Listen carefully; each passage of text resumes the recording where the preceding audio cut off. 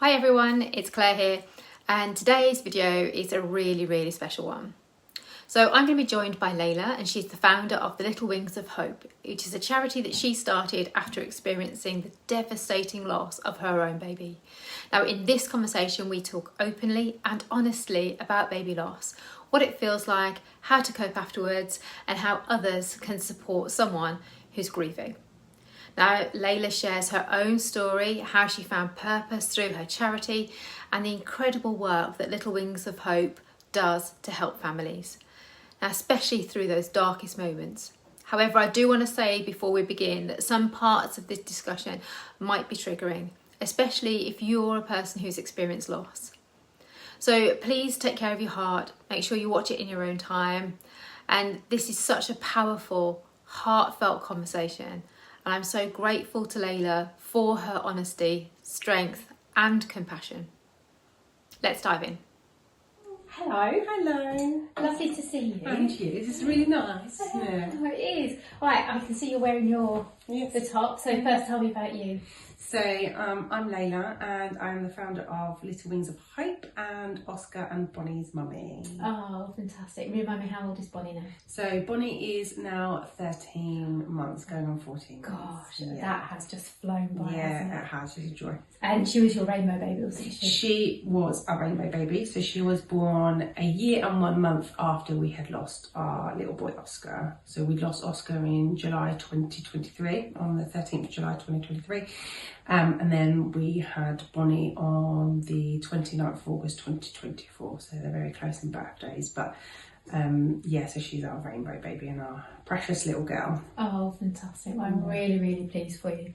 So, well, thank you for joining us to start with. So I thought it would be really great for us to have this conversation, especially as we're coming to the beginning part of October, and we know that October has a key focus, doesn't it, on baby loss awareness. Of course, Miscarriage Day, National Baby Loss Awareness Day being on the 15th, so it's a great opportunity. And you are an absolute beacon of light because you have taken something that was so devastating and turned it into such a fantastic positive that I thought it'd be a great opportunity for us to just have a chat with you and see how that's worked. So I have actually prepared some questions. Thank you. Because I thought it would be quite a pleasant. Others will just natter away. Just so it keeps us on track. So I thought, so thank you first of all for agreeing to do it, because I know it's a hot topic and it's often very difficult for people to talk about, isn't it, when they've had loss. And I think sometimes the public and people who haven't experienced it don't recognise actually what a hole that leaves in your heart when you experience a loss. Even though for some that perception might be, well, it wasn't yet a part of your life, but it absolutely is, isn't it? You know, any loss of any gestation is a loss because it's a baby from the moment it's conceived, and you grieve for the life that you haven't yet experienced, but you had plans and plan. I think people forget that at times. And I think as we were just talking about time, I was thinking the 13 months that we've had Bonnie has flown by, but equally so have the last 2 years grieving Oscar.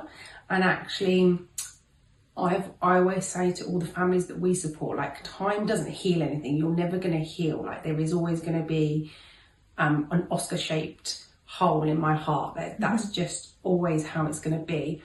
But my life grows around that hole. And regardless of the amount of time that passes, that hole is always going to be there. And it's always a part of your life. And like you said, regardless of gestation, because you're not just grieving the baby, you're grieving their first birthday, them walking, talking, rolling over, all of those little milestones that people tend to forget about. So as much as Bonnie is a joy, she's also a little bit of a reminder of all the things that we've missed with Oscar as well, which is quite sometimes can be really complex and really difficult to navigate. But somehow we just kind of get through them and sort of, you know, imagine what he would be like and what he would be doing. And for us, I think, for me personally, it really helped that they were a boy and a girl. Because then I wasn't comparing them, or I'm not comparing them as much as I think if Bonnie had turned out to be a boy as well. But that's obviously just a personal kind of reflection. But yeah, I think Baby Loss Awareness Week and Pregnancy and Infant Loss Month is in October. And it's a really good time for everybody to reflect. It can really feel overwhelming for a lot of people who are grieving, because actually our life continues past this week, past this month. Yeah. And, you know, even for us personally, we have Oscar's due date on the 5th of November. So, you know, although these weeks and these months are great to highlight and remind people, they can often feel really bittersweet for families, because you're going through that 24/7, and then at the end of that month that kind of stops, and then, you know, everybody gets back to normal life and everything. So it can be a complex mix of emotion if somebody is grieving. Some take a lot of comfort from it, and others find that stepping away is actually what they need to do, and everybody is different. Yeah, absolutely. And I think that's a really key point, because we've just shone a spotlight on October and said, everybody be aware of this. And then almost that can be quite triggering, I guess, for some people. You're kind of in the midst of that. This is their everyday life. Yeah, and I think there is such a highlight, and so many organisations and things are happening, Wave of Light and ribbon walks and ribbon displays and everything, which are fantastic, because it gets Joe Public to see, you know, and recognise and whatnot. But actually when you're in the thick of it, can be really feel heavy. It can really feel, because actually our lives is that, you know, all the time throughout the whole year. So some people tend to just sort of step back and go, actually, do you know what, I've added my baby to a ribbon display or whatnot, but I'm going to step back off social media because I need to just have a bit of a break from it. And it's all individual to what people want to do and how they feel. But I personally really like October, because I think it's a really important time to highlight baby loss. It's coming towards the end of the year, you know, and we need to recognise that some people will be stepping into another year without a baby, and it highlights those conversations that we need to continue having every single year. But yeah, I do know that some people do find it overwhelming. Yeah, absolutely. And I know for some of our clients, just recently, I've actually said to them, you know, because this is likely to be very triggering for you, you know, mute your notifications, step away from social media if you need to, seek support, and of course be signposting them into your space as well. So just thinking about kind of that impact. So we've talked about kind of the impact that might have for many people, but for you personally, how difficult was it for you kind of grieving a loss and then kind of being expected almost to just pick up and walk on and carry on with your life? Yeah, I think when we lost Oscar, I remember it was kind of a catch-22, because I remember I felt like the world had stopped. Well, our world had stopped, but everybody else was still going to work, still going to do their shopping and everything. Hence why we escaped for so long. We went for nearly almost 3 weeks. We went away up to Scotland after his funeral, because I just wanted to get away, especially living in a small village. Everybody kind of knew us, and I kind of felt like people were looking at me going, that's the lady that's baby died. And I had a sense of like spotlight. I mean, I was like, oh no, like I can't walk the dog. So just needed to get away. And so that was difficult, and it was difficult being around people and I suppose pretending to be happy and pretending to be okay, because we really weren't. As time went on, we started to rebuild our life, because I always say to all the families that we support, like, who you were before, you're never going to be that person again. Like, and that's not necessarily a bad thing. You become a new person, you become a mum without a baby or a dad without a baby. But you become a new person. You appreciate, you know, the smell in the sky when you're walking through the flowers. You appreciate the tiny little moments that you have together, and you forget about the big things of life, of, you know, the materialistic things that, you know, you were worried about before, and you actually think, well, actually nothing compares because my baby's died. So it was so difficult, and I remember the silence from so many people who didn't know what to say. And I actually remember that when you messaged me, and I was walking through because unfortunately had to go back in after I delivered Oscar, because I still had remaining placenta, so I had to go and have a D&C. And I was walking through the hospital, and I said to Barry and my husband, I said, "Oh, Claire's messaged me next door. And she said, anything that we need, just let us know." And you remember those people, the people that you've never really spoken to, or like you see in the street and stuff, but that have like reached out to you, and then you remember those people who don't reach out to you as well. So equally, you hear that deafening silence from the people who haven't reached out, and you're like, why do you not reach out? Like, why? But people genuinely don't know what to say. And I hate making excuses for people, because I think everybody should be clued up on what to say when a baby dies, but actually the reality is people just don't. Yeah, really different. Yeah, I absolutely get that. And I think, certainly from my work as a midwife, people always think about midwifery being supporting women antenatally, or the birth of a baby and those kind of happy moments. But actually there's so much of working as a midwife that is supporting women and families who have lost a baby, and just going and sitting and talking, sitting and looking at pictures, and forget actually that it's okay. It's so just to sit alongside somebody and ask somebody if they're okay. Absolutely, yeah, definitely. Really, really important. Really important. So, I mean, you then kind of picked yourself up and started a charity. So tell me about that, because that's quite a wild leap, and not everybody goes on that route. So when we had Oscar, he was in it for about 8 hours. And one of the things we spoke to him and whatnot, and we said, one of the things we said to him, I said, "I promise you that everybody's going to know your name, and I promise you that your life will be worth living, like those small moments that he had with us.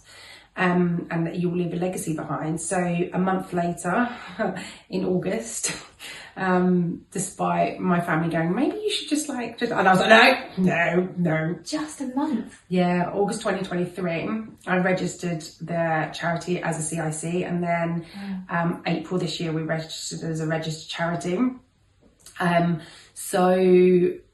In the August I started it, and one of the things that we wanted to do is give back to families, because we realised how fortunate we were from a financial perspective to just be able to go away after losing Oscar.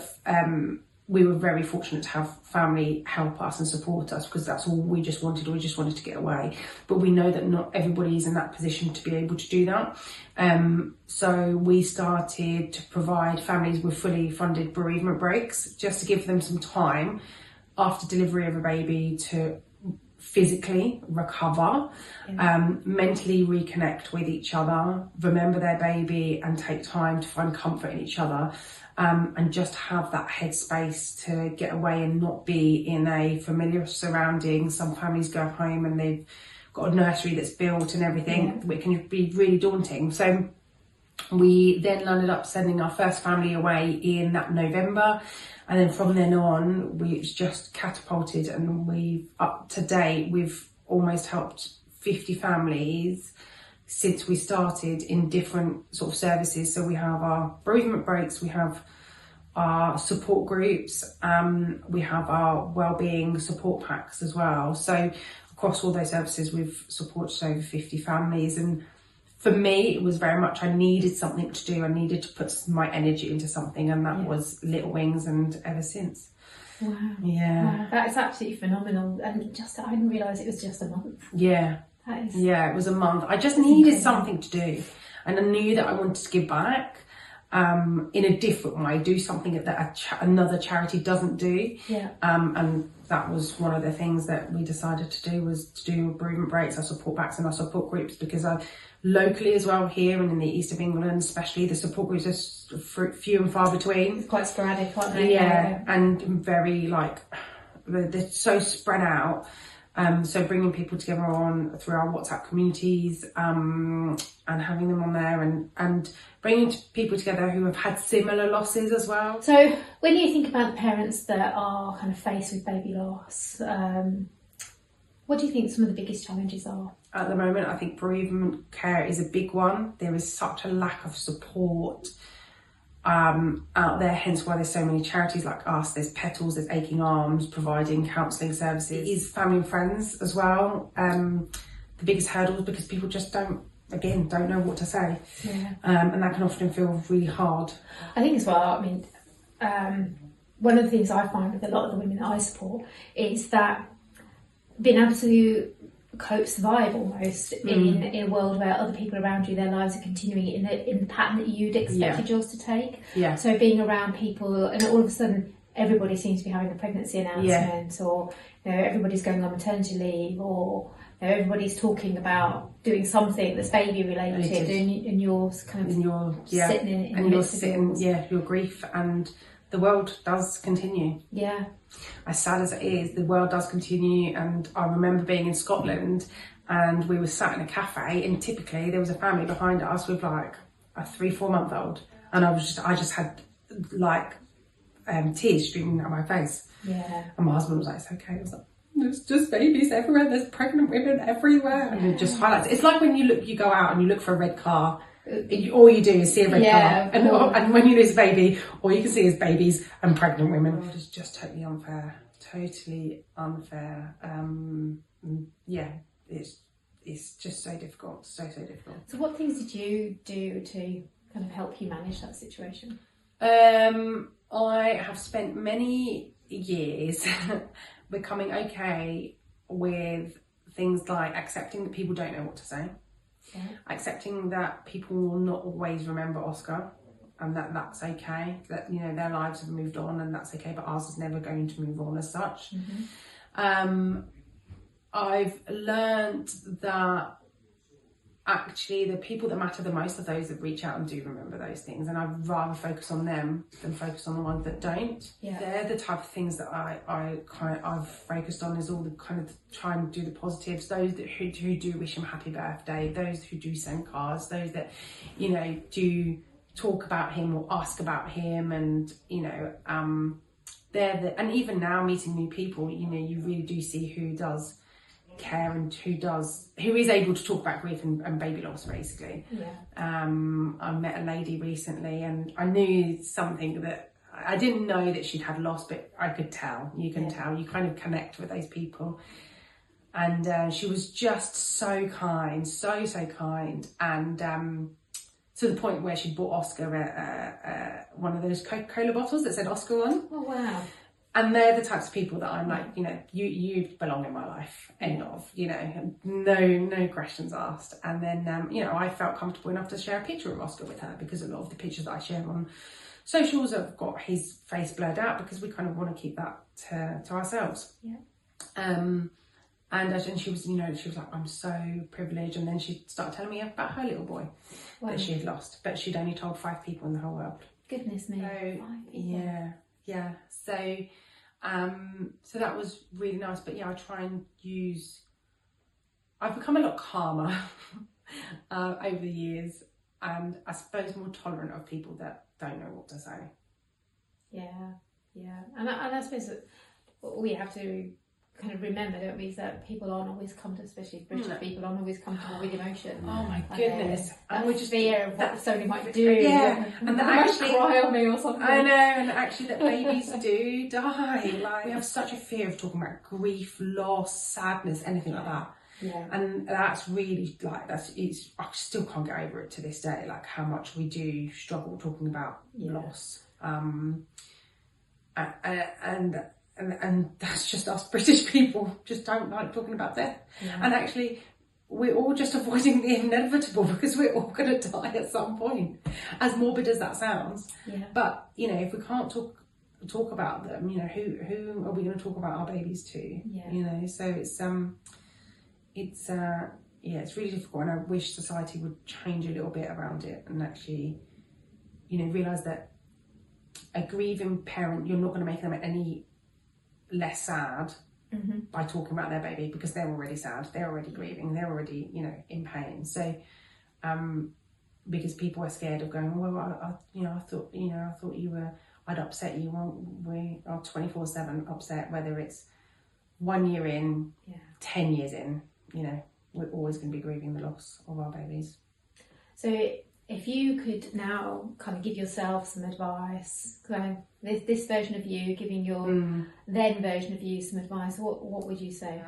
I felt when we lost Oscar, I was really angry, and I think that's a normal emotion, right? It's a normal grieving emotion. You're angry at the world. I would probably tell myself to just grieve a bit more, because I feel like I went straight into doing the charity, supporting others, which I absolutely love doing. But there are times where I think, oh, I haven't really processed everything properly. Yeah. And actually, when I do sit in my own thoughts for a long period, I do sit there and go, oh, that did actually happen. Because it's so, it's kind of stored in the back of my brain now. Yeah.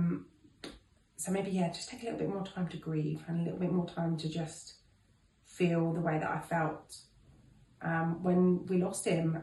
Not that I didn't, but I think I went straight into, I wanted to do something. Yeah. Which is just me all over. Yeah, I mean, you are a busy person. You've always been a busy.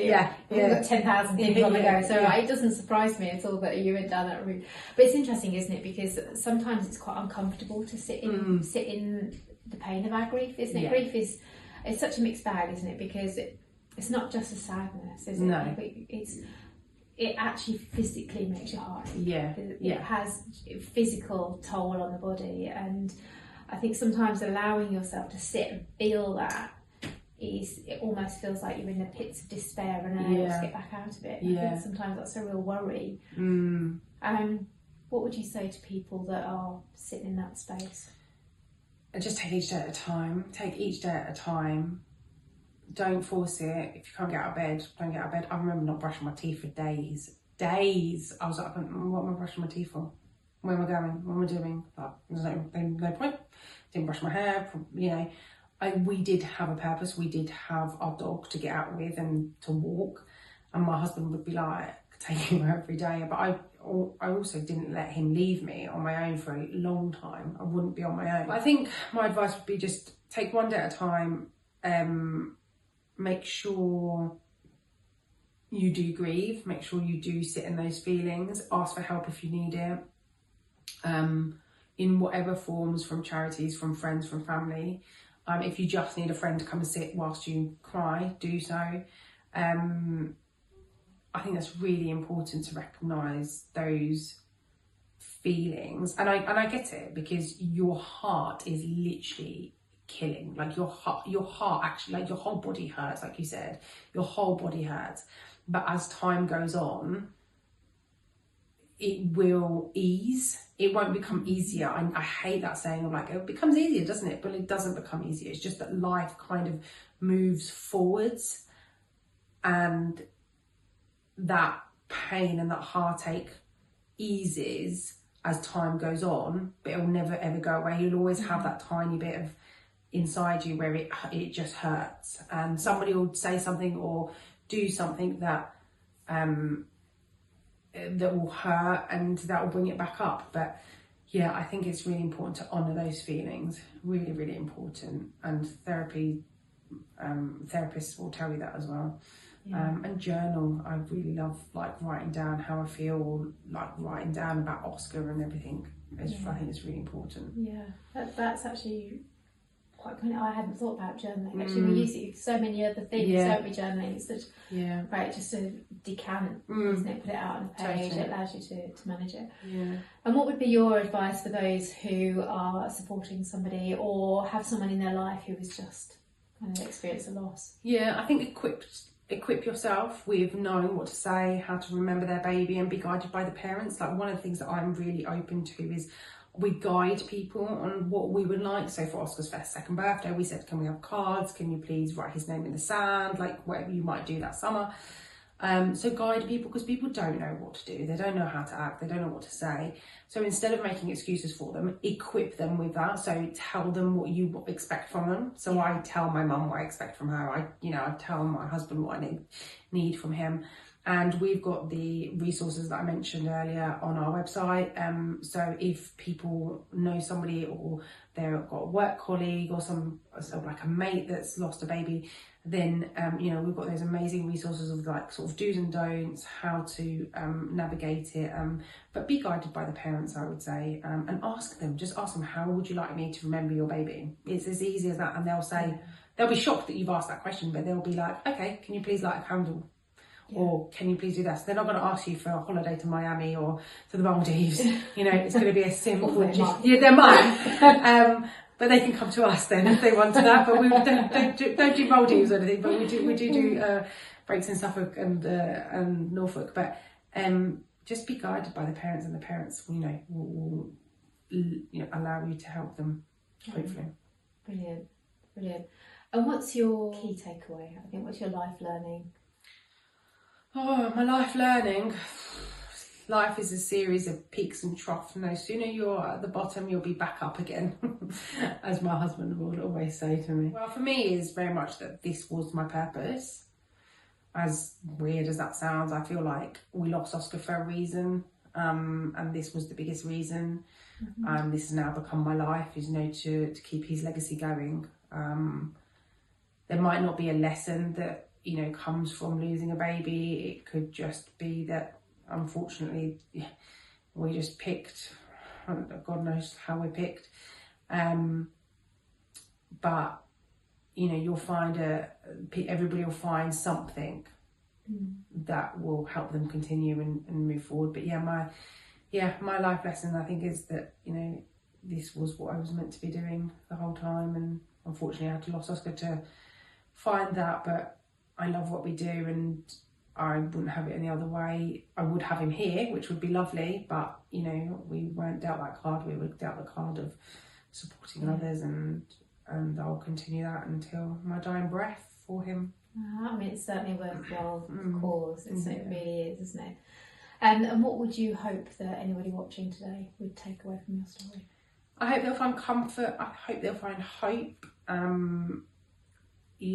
I've always said to people, I do talk about our rainbow baby, I do talk about Bonnie, and that's with the inside of me hoping that gives people the hope, knowing that could be their future as well. Don't get me wrong, it was a really complicated pregnancy with Bonnie as well. A very anxious 9 months. I hope people that are not grieving a loss of a baby, that stand on the outside, take what I've said and ask those people that they know those questions. How can I honour your baby? How can I support you?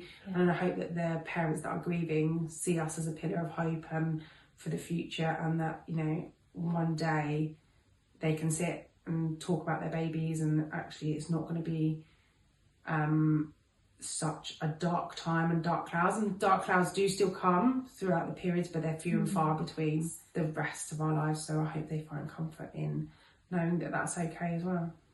Brilliant. Thank you. Thank you for sharing your story. Thank you. And then tell me where people can get hold of you.